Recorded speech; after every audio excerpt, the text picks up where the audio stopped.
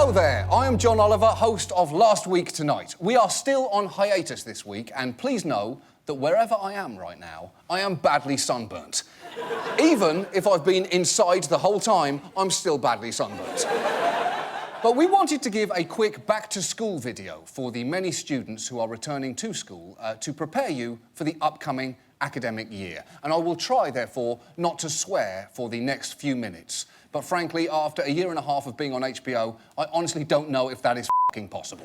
So, whoops. So, let's go class by class. First, American history. Listen, the only thing you need to learn about this is something that they are almost definitely not going to teach you, and that is Warren G. Harding's love life, which, believe me, was spectacular. Seriously, Google Warren G. Harding penis named Jerry right now, and you will not be disappointed.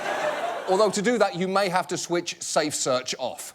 So let's move straight on to world history. You are going to hear a lot in school about European explorers and colonists. Now, as adults, you will realise that these men were basically genocidal lunatics. But for now, enjoy thinking of them as thrilling adventurers and discoverers. You will also learn that Africa and Asia are places, but that's about it. You will leave school knowing as much about those two continents as I know about actor Penn Badgley. You'll know it's something that exists in the world, but you won't be able to give any facts about it other than the general shape. So, let's move on to math. You're going to be repeatedly told you need this when you grow up. That is bullshit. You will need addition, subtraction, multiplication and division, which, where I'm from, were called the original Fab Four. But that is it. I'm an adult with a job, and I cannot remember if a logarithm is some kind of exponent, Kenny Loggins' first album, or a method of lumberjack birth control. I don't know. So, ignore it. Just ignore it. And move on. Biology. Let's talk about biology. You may have to dissect a frog this year, in which case, if you do, the most lasting lesson will be what frog embalming fluid smells like. You will never forget it.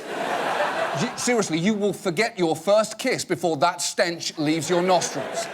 Let's move on to chemistry. This is going to be disappointing, unless you have a really good teacher. You probably won't even learn how to cook meth. And that's really all anyone's in it for.